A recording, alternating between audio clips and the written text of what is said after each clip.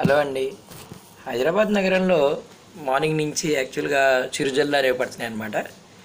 నాకు ఈరోజు ఒక జరిగిన సంఘటన చాలా కొంచెం బాధగా కూడా అనిపించింది అనమాట. చెప్తాను. అదేంటంటే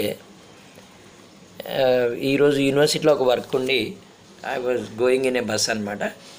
అది కృష్ణార్ నుంచి శంకర్ మట్ వరకు వెళ్తుంది అనమాట. అది వాజ్ ఇన్ ద బస్.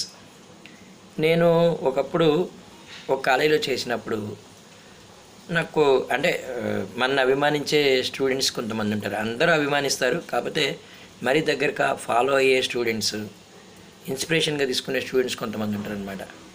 దాంట్లో సాయి అనే అబ్బాయి ఉండేవాడు, సలాం అనే అబ్బాయి ఉండేవాడు, రఘు ఉండేవాడు, రవి అని ఉండేవాడు. ఇలా రకరకాల ఒక కొంతమంది ఫాలోవర్స్ చాలా గట్టిగానే ఉండేవాళ్ళు. అయితే ఈరోజు చాలా రోజుల తర్వాత నాకు సాయి బస్సు ఇటు అంబర్పేట అటు నుంచి వెళ్తుంది అనమాట.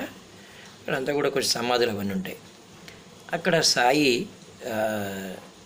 ఒక అంటే సమాధి దగ్గర పాపం ఇలా దండం పెడుతూ ప్రేయర్ చేస్తూ అంటే కనిపిస్తున్నాడు పాపం.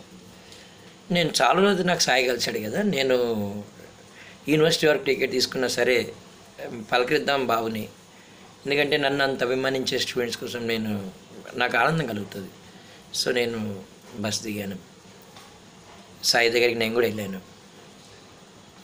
సాయి నా దగ్గరికి వచ్చాడు. మళ్ళీ సార్ మీరు ఏంటి ఇక్కడ అని చెప్పి రోడ్డు మీకు వచ్చి పలకరించాడు. పలకరించిన బాబు నేను అంతా ఓకే, అంతా బాగున్నాను, కాకపోతే ఒక విషయం నేను అడుగుతాను, ఏమనుకోవద్దు, నువ్వేమనుకోని చెప్పి నాకు ఇక్కడ నువ్వు ఒక సమాధి దగ్గర దండం పెడుతున్నావు, కూర్చొని ప్రార్థన చేస్తున్నావు, ఏంటి ఎవరు ఏమైందని అడిగాను నేను ఆసక్తి తట్టుకోలేక. పాపం కళ్ళల్లో నీళ్ళు సుడులు తిరిగాయి. పాపం తన క్లోజ్ ఫ్రెండ్, నేను చెప్పాను కదండి సలాం అని చెప్పి, పాపం అతడు పాపం ఏదో రోడ్డు యాక్సిడెంట్ ఏంటో చనిపోయాడట రీసెంట్గానే. నాకు తెలియదు అసలు ఆ విషయం. చాలా చాలా మనసుని గుండెని పిండేసినట్టు అయిపోయిందండి, ఇట్లా ఇట్లా స్క్రీన్ చేసినట్టు అయిపోయింది నాకు నిజంగానే. ఇద్దరు అంత క్లోజ్ ఫ్రెండ్స్. సార్ నాకు ఒక మంచి సంస్థలో జాబ్ వచ్చింది, నన్ను అన్ని విధాలా ఎంకరేజ్ చేసిన నా మిత్రుడు ఈరోజు లేడు. సో నేను రేపు ఎల్లుండో జాబ్లో జాయిన్ అయ్యి నేను బెంగళూరులో రిపోర్ట్ చేయాలి, కాకపోతే నా మిత్రుడు సార్, నా గుండె సార్ అని చెప్తుంటే I don't have words, real నిజంగానే.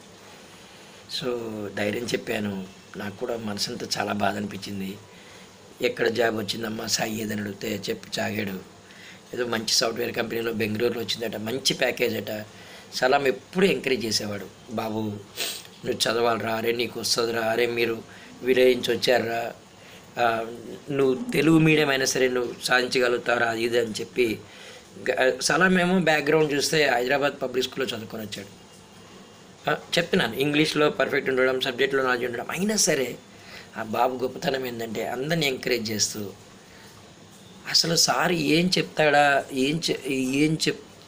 ఎలా సార్ని మనం ఎలా నాలెడ్జ్ ఎలా గెయిన్ చేయాలని చెప్పి ఎప్పుడు కూడా ఆలోచించడం, తన మిత్రులందరితో ఫ్రెండ్లీగా ఉండడం, ఇదంతా కూడా మంచి జ్ఞాపకాలండి. ఒక టీచర్గా నాకు అనిపించింది.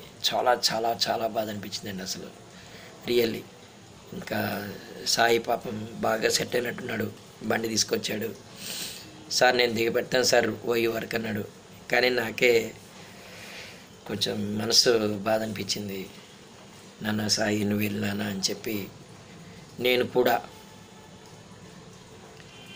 చిన్నవాడైన నా స్టూడెంట్ అది ఉంటుంది చూడండి, సమాధి వెళ్ళి మనస్ఫూర్తిగా ఒక గురువుగా నేనేమి ఇవ్వలేనండి, వాట్ ఐ కెన్ గివ్ దండం పెట్టాను.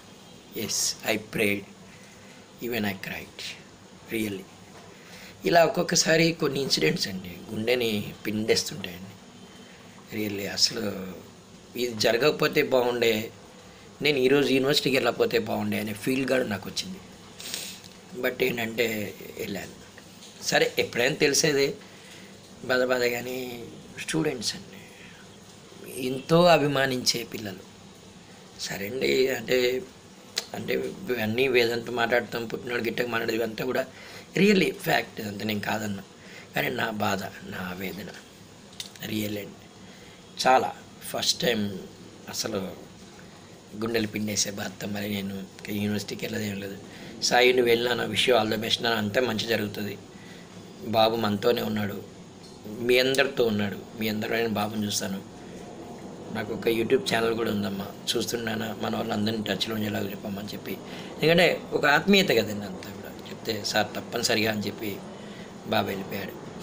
నేను మళ్ళీ ఇంకా డిశ్చార్జ్ వచ్చానండి. నేను ఏదైనా కొన్ని ఇన్సిడెంట్స్ గుర్తుండిపోతాయండి, మనసుని కలిచి వేస్తాయండి.